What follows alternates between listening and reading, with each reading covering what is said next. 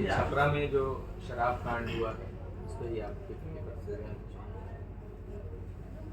दुखद है। इससे ज़्यादा दुखद और क्या घटना हो सकती है। किसी सरकार की गलत नीति की वजह से अकारण इतने लोगों की जान जाना। लेकिन अगर आप लोगों ने ध्यान दिया होगा तो शराबबंदी पर सबसे पहला इनके विरोध में मुखर आवाज़ मैंने उठाई है। जब से मैं आया हूं तब से बोल रहा हूं।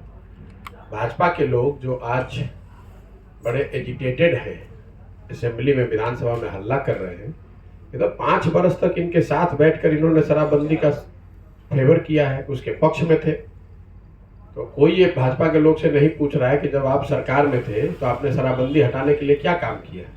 और आज भी पहले ये तो यहाँ जितनी पार्टियां हैं पहले ये तो बताएं कि शराबबंदी पर उनका स्टैंड क्या है।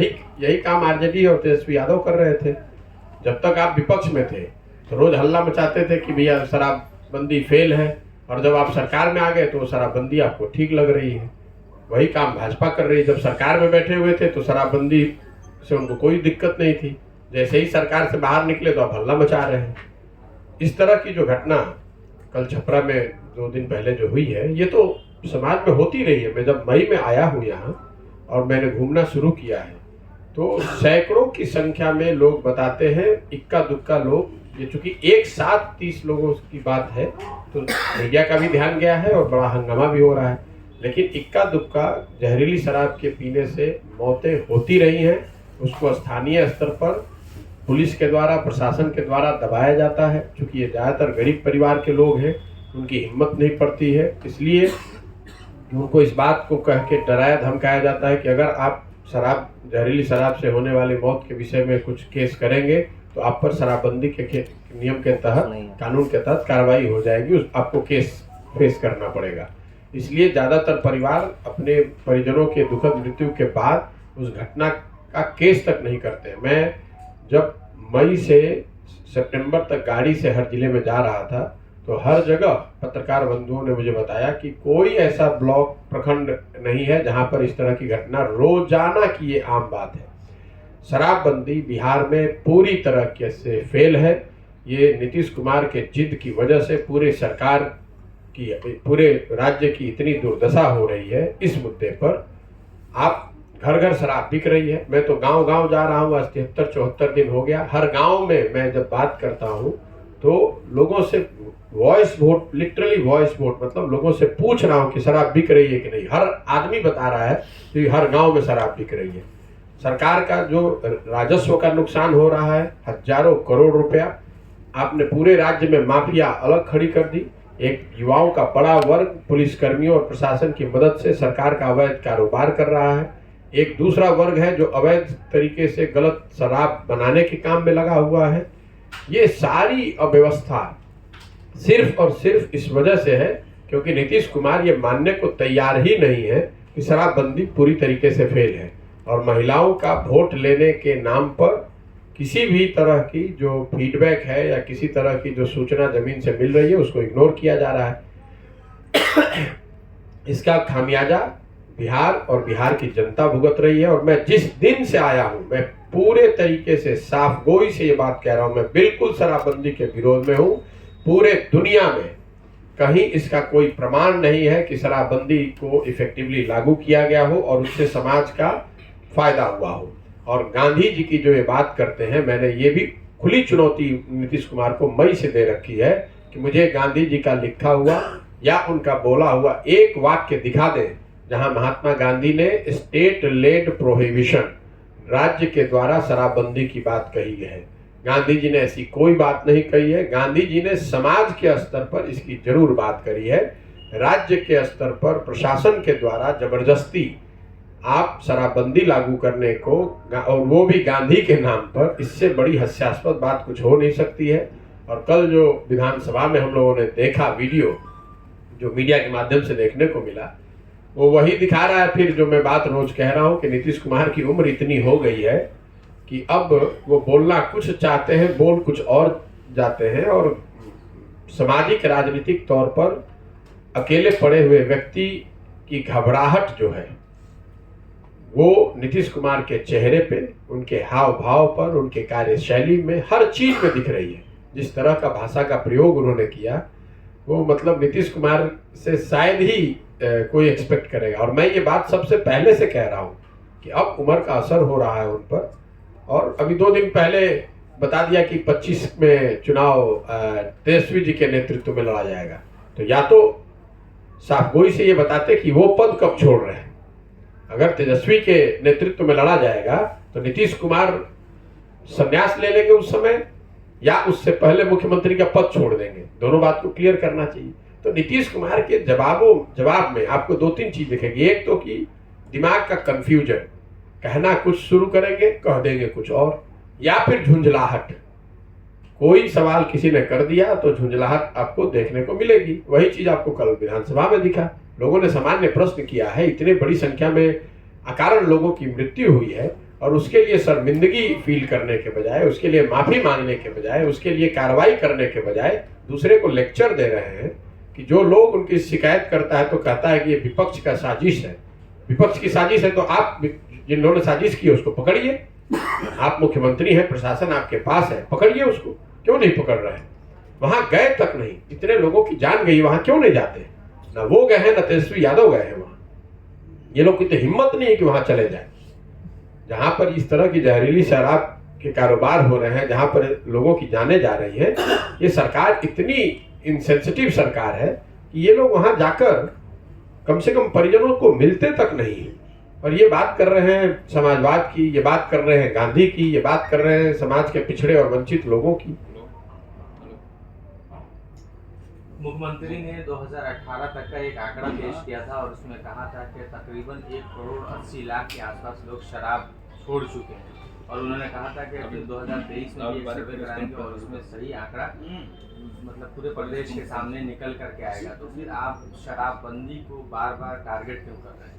बिल्कुल, इससे ज्यादा बेहुदा कोई सरकारी निर्णय हो नहीं सकता है। किस आंकड़े की बात करते हैं? मैं तो आंकड़ों की जहां तक बात है तो मेरे से बेहतर अगर समझ नीतीश कुमार की आंकड़ों की है तो जरा जारी करके दिखा दे। किस एजेंसी ने डेटा कलेक्ट किया, किस एजेंसी ने इस काम को, किस दौर में ये डेटा कलेक्ट किया गया, उसका मेथड क्या है। नीतीश कुमार को आंकड़ों की कितनी जानकारी है? उनके हिसाब से तो बिहार देश में सबसे बढ़िया प्रोग्रेस करने वाला राज्य है। तो नीतीश कुमार के आंकड़ों पर क्या बात कीजिएगा आप? जब घर घर में शराब बिक रही है या पहुंच रही है, ये बात तो लोगों को पता है, आप आंकड़े क्या जारी कीजिएगा? मैं जब पदयात्रा कर रहा हूं तो जो लोग मेरे को मिलते हैं, मीटिंग्स की बात तो छोड़ दीजिए, जो कोई माला पहनाने आ रहा है, कोई हाथ मिलाने आ रहा है, कोई फोटो खींचने आ रहा है, तो नाक से ही पता चल रहा है कि कितने आंकड़ा क्या है शराब पीने वाले लोगों की। पदयात्रा का एक अवांछित जो जानकारी मिल रही है वो ये भी है कि कितने लोग बगल में शराब पीकर चल रहे हैं। तो नीतीश कुमार कहेंगे कि हाँ हम ही शराब लोगों को पिलवा कर, नीतीश कुमार का तो कोई भरोसा, इस सरकार का कोई भरोसा। सबसे आश्चर्य की बात है कि 3 साल से मुंह फाड़ फाड़ के तेजस्वी यादव चिल्ला रहे थे कि शराबबंदी फेल है। आज आप उसी में डिप्टी सीएम बन गए तो आपको शराबबंदी में कोई खराबी नहीं दिख रही है। तेजस्वी यादव कोई बयान ही नहीं दे रहे। नीतीश कुमार तो चलो मतलब शराबबंदी को लेकर उनकी हालत ऐसी हो गई है जो सांप से सुंदर की होती है, ना निगलते बन रहा है ना उगलते बन रहा है। अभी प्रतिष्ठा का उन्होंने प्रश्न बना लिया है तो पीछे हट नहीं सकते हैं, और ये जान रहे हैं कि इसको लागू वो कर नहीं सकते। डीएम और एसपी को मुझे किसी ने एक घटना के बारे में बताया। कुछ दिन पहले डीएम और एसपी को एक सरकारी कार्यक्रम में बुलाकर कह रहे थे कि कसम खाओ कि शराब का काम करने वाले लोगों को पकड़ोगे।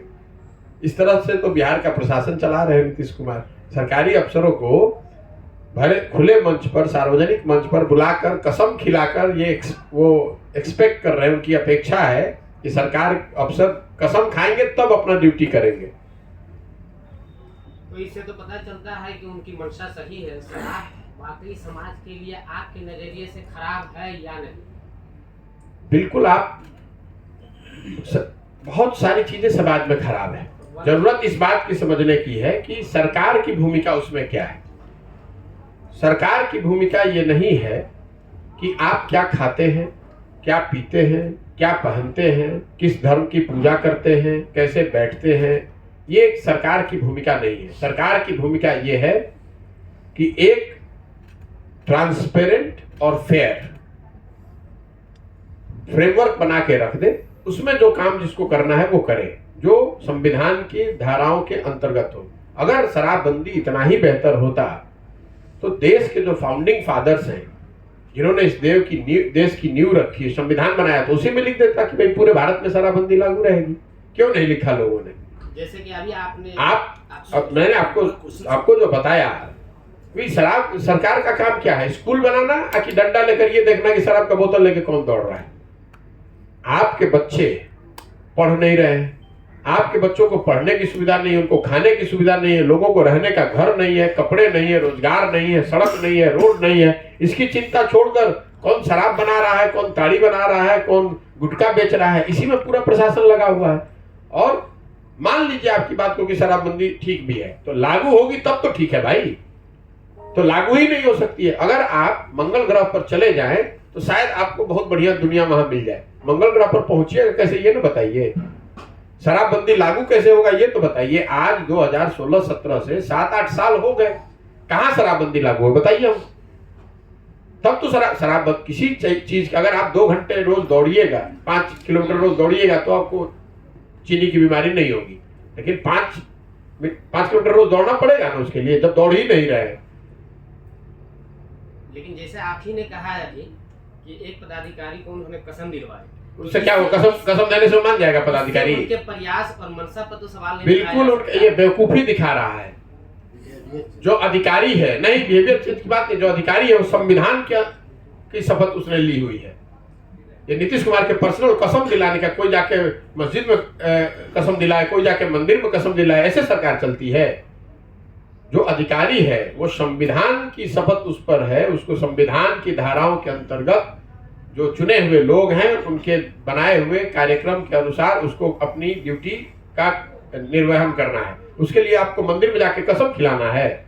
अगर ऐसा ही आप मनसा दिखाना होता तो सारे पदाधिकारियों को गाड़ी में बैठा कर रोज मंदिर में ले जाइए, सुबह सुबह कसम खिलवाइए कि भैया आज का ड्यूटी तुम ईमानदारी से करोगे। आज तक व्यवस्था कहीं आपने देखी है ऐसी पूरे देश में या कहीं पूरे दुनिया में कि अफसरों को आप मंदिर में ले जाइए या स्टेज पर खड़े हो कहिए कि भैया शपथ लीजिए, कसम खाइए? ये कोई बात है? इस तरह से सरकार चलती है। और बिहार में सरकार चल कहां रही है भाई? इसीलिए तो नहीं चल रही है। बंगले में बैठ के 4 पदाधिकारियों के साथ बैठ के तो आपको यही लगेगा कि बहुत बढ़िया सरकार चल रही है। हम भी तो चल रहे, 75 दिन से चल रहे हैं रोड पे, हमको तो कहीं नहीं सरकार दिख रही है। मनसा की क्या बात कर रहे हैं? अगर आप कह रहे हैं कि उनकी शराबबंदी को लेकर मनसा ठीक है, तो अगर शिक्षा की व्यवस्था ध्वस्त है तो उनकी मनसा है कि बच्चों को अनपढ़ रखा जाए, मान लीजिएगा ना फिर तो काहे? तो फिर शिक्षा के जितने शिक्षक हैं 4 लाख, उनको भी बुलाकर कसम खिलवाते। अगर कसम खिलाना ही पैरामीटर है तो 4 लाख शिक्षकों को बुलाकर भी कसम खिलवाइए कि बच्चों को ठीक से पढ़ाओगे। अपने मताहत जितने अफसर है भाई, उनके इर्द गिर्द जो अफसर है, मैं नाम किसी का नहीं लेना चाहता, वही सामने बैठ के दारू पी रहे हैं सब, वो क्या कसम खिलवाएंगे? हम जानते नहीं है। आप कितना जानते हैं नीतीश कुमार को? हम उनके साथ रहे 2 साल घर में उनके, हम जानते नहीं कि उनके इर्द गिर्द जो रहता है घर में जाके दारू पीता है और इनके सामने बैठ के लंबा बात कर रहा है। जीतन राम मांझी के जो भी नीतीश कुमार को जानता है, उनकी व्यवस्था को जानता है, उनके इर्द गिर्द जो अफसर हैं और जो सो कॉल्ड उनके चमचे हैं, वो सब पी रहे शराब और उनके साथ आप कह रहे कसम में। ये तो हम लोग जग हंसाई वाली बात है कि किसी राज्य का मुख्यमंत्री किसी डिस्ट्रिक्ट के डीएम और एसपी को बुलाकर कहता है कसम खाइए कि आप शराब का कारोबार करने वालों को पकड़िएगा। इसका मतलब कि आपका इकबाल खत्म हो गया है। इसका मतलब एक लाइन में किया ड्रामा का। ये ड्रामा नहीं है भाई, ये उनकी उनका मतलब झुंझलाहट है। उनको समझ में नहीं आ रहा कि करे तो क्या करे। जब आप अकेले पड़ जाते हैं, आप घिर जाते हैं, तो इस तरह की बेवकूफी भरी काम करते हैं। या तो आप ओवर ड्रामेटिक हो जाइएगा, तो ये ड्रामा है, ओवर ड्रामेटिज्म है कि भाई अफसर को बुलाकर मंच पर कहना कि भैया शपथ लो या कसम खाओ। या फिर आप झुंझलाहट में वो कीजिएगा जो कल वो विधानसभा में कर रहे थे कि जो प्रश्न कर रहा है उसको कह रहे हैं कि तुम लोग सब शराबी हो गए हो। लेकिन नीतीश कुमार के साथ साथ तेजस्वी और खासकर भाजपा, ये भाजपाई जो है, ये 5 बरस इस शराबबंदी के कानून को बनाने, चलाने और इसके सारी इससे जुड़ी कुव्यवस्था के बराबर के भागीदार रहे और आज ये सवाल उठा रहे हैं। सुशील मोदी से पूछिए कहां थे ये आदमी उप मुख्यमंत्री थे। जो उप मुख्यमंत्री थे, कैबिनेट में सारे मंत्री आपके थे, सारे मंत्री बीजेपी के थे, तो उनसे आप लोग क्यों नहीं पूछ रहे हैं? इन पर भी तो ये जो लोगों की नाहक जान गई है, ये इन पर भी जाएगा। ये भी तो सरकार के हिस्सा थे। 1 साल में, अभी तो 2 महीना पहले, 3 महीना पहले ही तो हटे हैं भाई। 3 महीना पहले तक तो इसी शराबबंदी का डुगडुगी बजा रहे थे। ये क्या बात करेंगे? एक अंतिम नहीं यार, हाँ वही तो विधानसभा में सर्वसम्मति से पारित तो सर्वसम्मति से आपने पारित किया है, तो आप मैं कह रहा हूं कि बिहार में मैं मई से आया और पहले दिन से मैं कह रहा हूं, इन जैसे लोगों के प्रश्नों के बावजूद ये कह रहा हूं कि बिल्कुल शराबबंदी के विरोध में मैं एकदम चाहता हूं कि शराबबंदी यहाँ से हटाई जाए। मुझे कोई इसकी चिंता है। कौन नहीं कर रहा शराबबंदी पर टिप्पणी? कौन नहीं कर रहा है? जिसको वही डर है वोट का कि हमको महिला वोट नहीं देगी, हमको पुरुष वोट नहीं देगा। कोई वोट की बात नहीं है। ये समाज के हक में नहीं है, बिहार के हक में नहीं है, ना बिहार के इकोनॉमी के, ना बिहार के समाज के, ना बिहार के प्रोग्रेसिव स्टेट बनने के दिशा में। ये हर स्तर पर फेल है। इसको कोई समीक्षा की जरूरत नहीं, बिल्कुल हटाया जाना। कितने लोगों की जान जाएगी तब आंख खुलेगी नीतीश कुमार की? कितने लोगों की जान जाएगी? 1 लाख से ज्यादा लोग इसमें अरेस्ट किए हुए हैं आज भी, जो समाज के सबसे गरीब लोग हैं। और जो आदमी पैसे वाला है वो खुलेआम शराब बेच रहा है, पी रहा है, शराब के कारोबार में लिप्त है, उसको कोई पकड़ने वाला नहीं है। अब तो पत्रकारों ने शराबबंदी पर सवाल करना बंद कर दिया है हम जैसे लोगों से।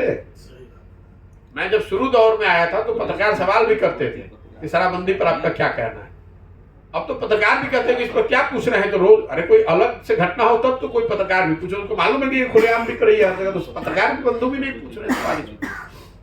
ये अंतिम प्रतिक्रिया ये है कि नीतीश कुमार ने जो 2 दिन पहले ये घोषणा किया था कि तेजस्वी के नेतृत्व में हम 2025 वाला चुनाव लड़ेंगे, तो क्या 2024 के लिए नीतीश कुमार अपने आप को प्रोजेक्ट कर रहे हैं? कहाँ प्रोजेक्ट कर रहे हैं? अरे पहले अपना जिस कुर्सी पर है उस पर बचे रहना आप लोग। कहाँ, मैं जिस दिन उन्होंने महागठबंधन बनाया है उस दिन सारे पत्रकारों ने जिनसे मेरे से जिन्होंने बात की है, मैंने उनको बताया है कि महागठबंधन बनने, जिन लोगों ने भी सवाल पूछा कि क्या ये महागठबंधन देश के स्तर पर बनेगा, नीतीश कुमार उसके चेहरा हो सकते हैं, उन सारे प्रश्नों के जवाब में मैंने बताया है कि ये स्टेट स्पेसिफिक घटना है। नीतीश कुमार का उस कुर्सी पर बने रहने का एक और कवायद है। इसको आप बिहार के बाहर न देखिए, न इस पर कोई दिमाग लगाइए। बिहार के बाहर कोई इसको नोटिस भी नहीं कर रहा है। 40-42 विधायकों की पार्टी और एक ageing crazy leadership, delusional leadership of Nitish Kumar. आपको लगता है कि देश के लोग ऐसे सब पागल हो गए कि इनका नेतृत्व कोई मान लेगा? आप मुझे बता दीजिए कि किसी एक नेता ने बिहार के बाहर या जदयू के बाहर, महागठबंधन के बाहर ये कहा हो कि नीतीश कुमार चेहरा होंगे या नीतीश कुमार की उसमें कोई भूमिका भी होगी?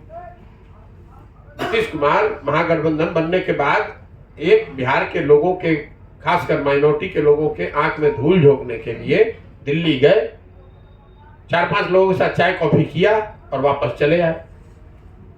आप मुख्यमंत्री किसी राज्य के हैं तो जिसके पास भी जाइएगा तो कोई भी चाय पीने के लिए बुला लेगा आपको। लेकिन ना कहीं ज्वाइंट प्रेस कॉन्फ्रेंस हुआ, ना कोई कार्यक्रम बना, ना कोई नई व्यवस्था बनी, और उसके बाद ना नीतीश कुमार पटना के अपने घर से निकलकर दिल्ली या किसी दूसरे राज्य में गए हैं उस दिशा में। तो आप लोग ये बात ही क्यों उठाते हैं? ये तो सिर्फ यहाँ माइनॉरिटी को बिहार को देखिए, नीतीश कुमार बिहार के आगे ना सोच सकते हैं, ना पहले सोचे, ना आगे सोच सकते हैं। जब देश उनको उस भूमिका में देखना चाहता था 2015-16 में, या देख सकता था, तब तो वो भाग के भाजपा की गोद में बैठ गए, इसलिए कि उनको डर था कि यूपी चुनाव हारने के बाद, जब यूपी में भाजपा की बड़ी जीत हुई 2017 में, तो 6 महीना उस डर से नीतीश कुमार भाग कर चले गए एनडीए में कि कहीं बिहार में भी ऐसा ना हो जाए। उनको, उनकी सारी जो आज सोच है वो इतनी है कि बिहार में हम किसी तरह चीफ मिनिस्टर जितने समय तक बने रह सके वो बने रहे। और आपने कहा 25 में तेजस्वी यादव का, ये क्या नीतीश कुमार का राजतंत्र है क्या बिहार? उनके पिताजी की जमींदारी है ये कि जिसको कहेंगे वो हो जाएगा।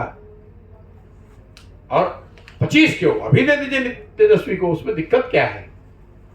मैं तो ये मांग कर रहा हूं नीतीश कुमार से कि भाई आप 25 तक क्यों इंतजार कर रहे हैं?